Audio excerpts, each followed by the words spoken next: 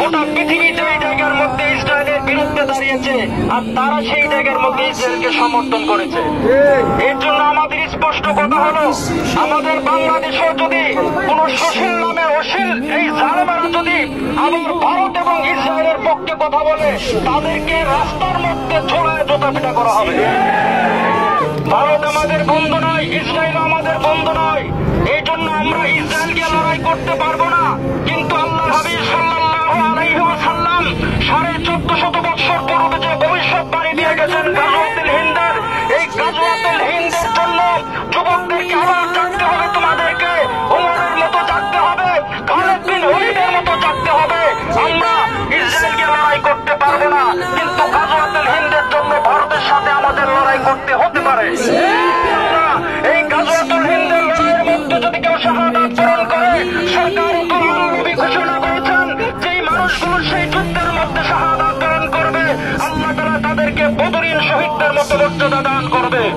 এই জন্য হে মুসলমান জাতি, আমাদেরকে ইস্তেহা করতে হবে, আমাদেরকে চিন্তা চেতনা ভিন্ন করতে হবে।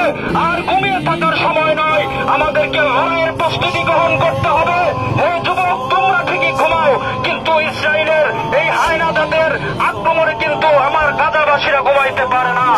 এই জন্য গাজাবাসীদের প্রতি আমরা সহানুভূতি প্রকাশ করে আমরা ওই সমস্ত জালিমদের প্রতি আমরা লানতের দোয়া করি, আল্লাহ তাদেরকে ধ্বংস করে দেয়।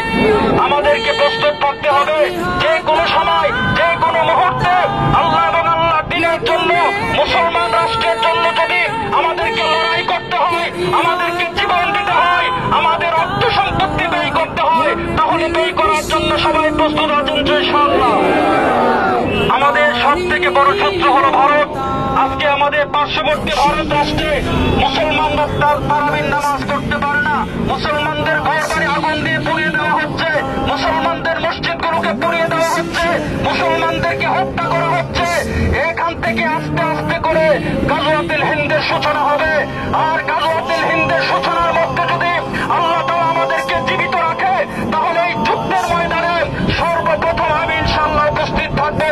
আপনারা থাকবেন তো ইনশাআল্লাহ? আপনার দিনের জন্য, মুসলমানদের ভূমি রক্ষার জন্য যদি শাহাদাতের মরণ আমাদেরকে আল্লাহ নসিব করেন, এতে আমরা খুশি না বেজার।